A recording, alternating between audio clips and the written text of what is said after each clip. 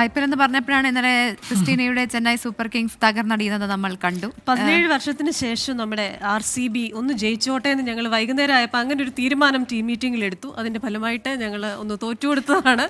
അങ്ങനെ കളിക്കാണ്ടിരുന്നാ പോരെ, എന്തിനാണ് മത്സരമാകുമ്പോൾ അങ്ങനെയൊക്കെ ചില വിട്ടുവീഴ്ചകൾ, കാരണം വിരാട് കോഹ്ലിയുടെ മുഖം കണ്ടിട്ട് ഞങ്ങൾക്ക് ഇന്നലെ സഹിച്ചില്ല. അതാണ് പ്രിയപ്പെട്ട പ്രേക്ഷകർ. അങ്ങനെയൊക്കെ പറഞ്ഞ് ആശ്വസിക്കാം. ഇന്നത്തെ മാച്ചിലേക്ക് പോവാം.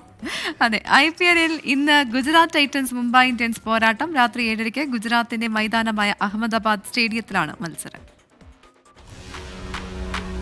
തുടർച്ചയായ 13ാം സീസണിലും തോറ്റു തുടങ്ങിയ ദൈവത്തിന്റെ പോരാളികൾ പഞ്ചാബിനോട് പൊരുതി വീണ ഗുജറാത്തുകാർ രണ്ടാം പോരിനിറങ്ങുമ്പോൾ ഇരു ടീമിനും ജയമെന്ന ഒരേ ഒരു ലക്ഷ്യം. ചിരവൈരികളായ ചെന്നൈയോട് 4 വിക്കറ്റിനായിരുന്നു മുംബൈയുടെ ആദ്യ കളിയിലെ തോൽവി. രോഹിത് ശർമ്മയും സൂര്യകുമാർ യാദവും വിൽ ജാക്സും റിയാൻ റിക്കൾട്ടനും അടങ്ങിയ തകർപ്പൻ ബാറ്റിംഗ് നിര ചീട്ടുകൊട്ടാരം പോലെ തകർന്നടിഞ്ഞത് തിരിച്ചടിയായി. 3 വിക്കറ്റോടെ സ്വപ്നതുല്യമായ അരങ്ങേറ്റം നടത്തിയ മലയാളി പയ്യൻ വിഘ്നേഷ് പുത്തൂരിന്റെ പ്രകടനമായിരുന്നു ആകെയുള്ള ആശ്വാസം. സസ്പെൻഷൻ കഴിഞ്ഞ ക്യാപ്റ്റൻ ഹാർദിക് പാണ്ഡ്യ വരുന്നത് മുൻ ചാമ്പ്യന്മാർക്ക് കരുത്തേകും. ബാറ്റിംഗ് നിരക്കും ബൗളിംഗ് നിരക്കും ഒരുപോലെ ഹാർദിക് നൽകുന്ന ഇമ്പാക്ട് ചെറുതല്ല. പഞ്ചാബിന്റെ പഞ്ചിൽ ബൗളർമാർക്ക് അടിപതറിയതായിരുന്നു ഗുജറാത്തിന്റെ തോൽവിക്ക് പ്രധാന കാരണം. കഗീസോ റബാഡ, മുഹമ്മദ് സിറാജ്, റാഷിദ് ഖാൻ, പ്രസിദ്ധ് കൃഷ്ണ തീപ്പൊരി ബൗളർമാരുടെ ഇക്കണോമി 10ന് മുകളിലായിരുന്നു. ബാറ്റിംഗിലേക്ക് വന്നാൽ ടോപ്പ് ഓർഡർ കഴിഞ്ഞാൽ തീർന്നെന്ന സീസണിന് മുൻപേയുള്ള വിലയിരുത്തലുകളും അച്ചട്ടായി.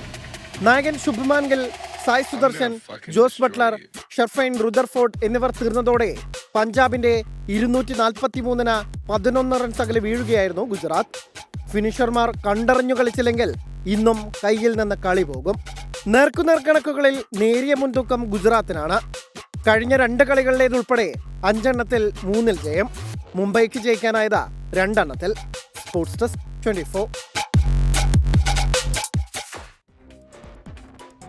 അപ്പൊ ഇന്നത്തെ മത്സരത്തിന് ആര് ജയിക്കും എന്നുള്ളതാണ് ചോദ്യം. നീ വിഷമം തീർക്കണ്ടേ? ഇന്നിപ്പോ ആര് ജയിച്ചാലും നമുക്ക് പ്രശ്നമില്ല. അല്ല, അതിൽ വിഷമിക്കാനൊന്നുമില്ല. ഇനി കളികളുണ്ട്. പിന്നെ ഞങ്ങൾ കുറച്ചൊന്ന് വിശാലഹൃദയരാകാൻ പോവുക. എപ്പോഴും ജയിച്ചിട്ടും കാര്യമില്ലല്ലോ എന്ന് വിചാരിച്ചിട്ട്.